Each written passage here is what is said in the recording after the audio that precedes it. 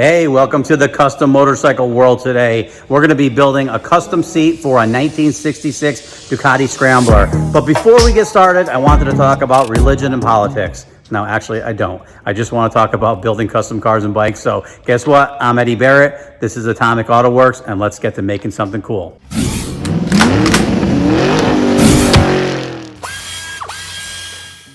Good morning. Guess what? Today we're going to be customizing a vintage motorcycle seat. We actually do a ton of cafe racers and vintage seats, and it's kind of cool because there's been a huge surge of people restoring old bikes. A lot of Japanese bikes, Hondas, Kawasaki, Suzuki's, some of the vintage stuff, which is kind of cool because it brings back a lot of memory from when we were kids seeing these bikes, and now we get to actually build some custom seats. What we're doing on this one today is we're going to make custom foam. We're going to actually recover it in a really cool vintage coal material, which I can't wait to show you. And then, well, actually, you can see this here is the original foam here, and it's more of a heavy, like a rubber. It's just a gross, it almost looks like tar. So we're not going to be reusing this one here. We're going to actually be making it custom using better modern materials. And then actually look at this pan. This is all sandblast and powder coating. You don't really see them in this shape. It's actually kind of great to work on this right now. So anyway, we're going to get started foaming it, and then we're going to go make the cover and wrap it. So one thing that's really cool about custom foam is we're able to look at the rider and actually stagger the foam in different layers for comfort. With a production foam, it's actually really difficult to do because you pretty much get one consistency. With this here, if we know it's a bigger rider or a smaller rider, you could actually have firmer foam, softer foam, and then we layer it. What I'm doing right now is actually getting the rough shape, knowing that I'm gonna have to make this about a ½ inch bigger when it's done. So everything's gonna be a ½ inch smaller than the factory seat. I'm gonna put a sculpting foam on it, and then I'm gonna put a really soft 1/4 inch foam on top of that so that you'll have a nice soft feel when you sit on it, but you're still gonna have a firm seat, kind of like the original one was, but not quite. This is kind of turned to like hard rubbery stuff, so this will be a lot better feel.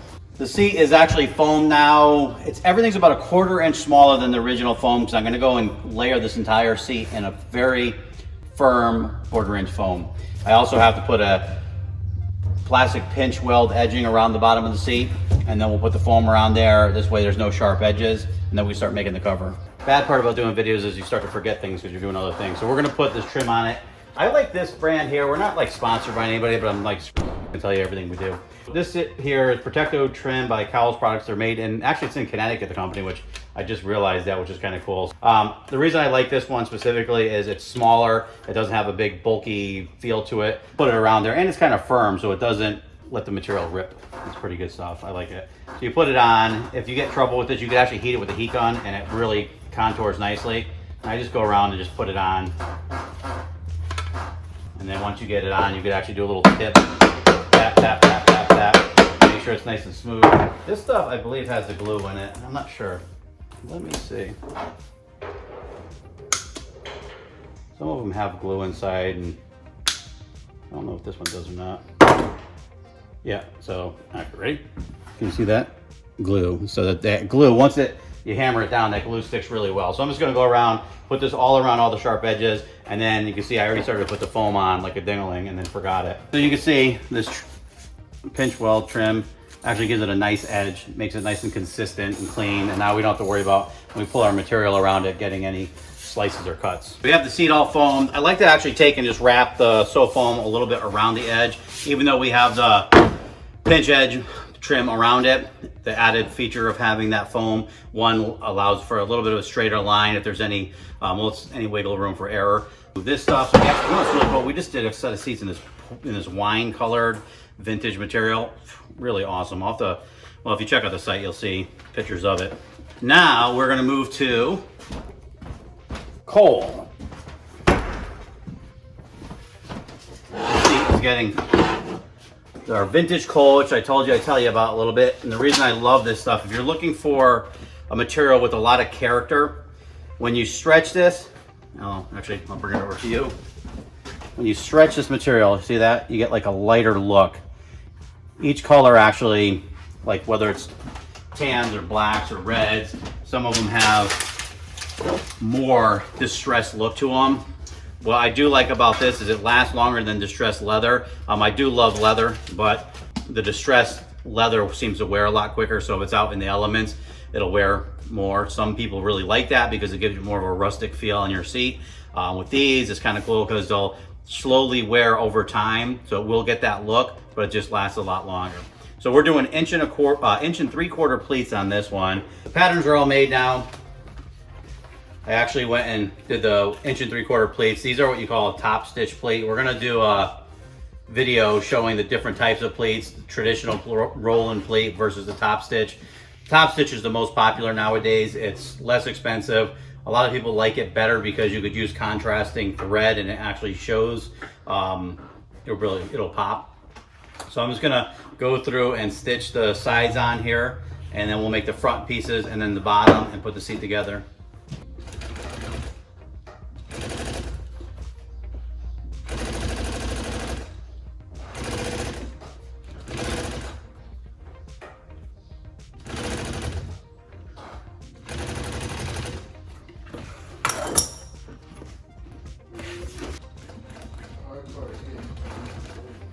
Yeah, you could, I mean, we have an iron, so some people will actually flip it over and iron it from the backside to do it. The cover is all sewn together. Just gonna line everything up center to center.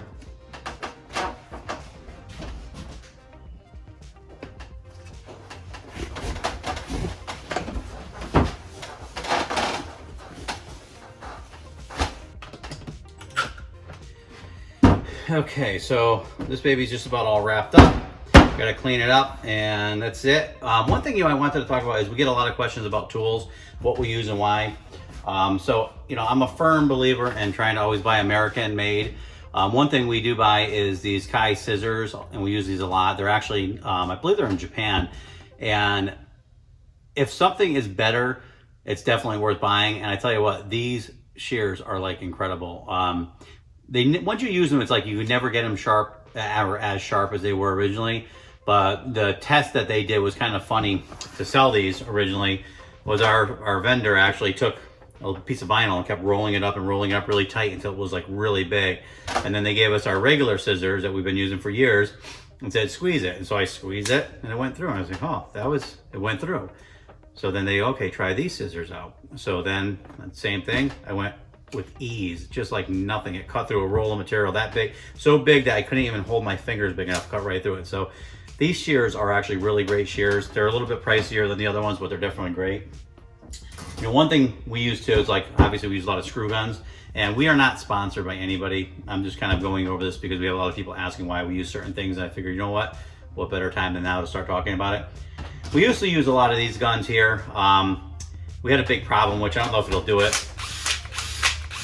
Here it goes. So, right, this gun here, it's 450 bucks, I think, for the kit. We had about 4 or 5 of them. And we were using them, and when you're doing certain stuff, it really sucks. And let's see if it does it again. Maybe not. So what happens is, after doing this a few times, no matter how hard you tighten it up or not, that happens. That actually lasted longer than it normally does, but it's kind of ridiculous. So for the money that we paid for this thing, I asked our dealer that used to come around and said, what's the deal? And they said, well, you screw things in too fast and you have to release the trigger slow. So we had like $39 Home Depot ones that were lasting longer than these things. Another thing is the light only stays on when you pull the trigger. So we switched to the Milwaukee ones, and it is a little bit bigger, it's a little bit bulkier. I kind of like this better, except for with the bit gun, it's shorter, which is nice. It's a little bit taller. So these are great for under the dashboard of cars, but we're actually getting rid of them because they suck. They're just like, you can't have a bit that falls out, and they're a lot more money. So this was a better bang for the buck. The bit driver one never falls off. The chuck one we've never had a problem with, and what's cool is you see the light stays on for longer. So if you just pull the trigger and you go and you're looking for something, the light's on, and then it's, I don't know, it's a good little gun, and it is compact. This one here is an 18 volt, so there's a little more torque, and this one was a 14.4, but we kind of got rid of all these for the Milwaukee ones. And again, it's not like a sponsorship or endorsement thing. That's what we use, and that's why we use them. Tools are different, and they benefit you different ways, and for us, these are working the best. We even have the Milwaukee cutting dikes. They work pretty good for stuff here. So anyways, that's it. I'm gonna clean this seat up, and then it's on its way.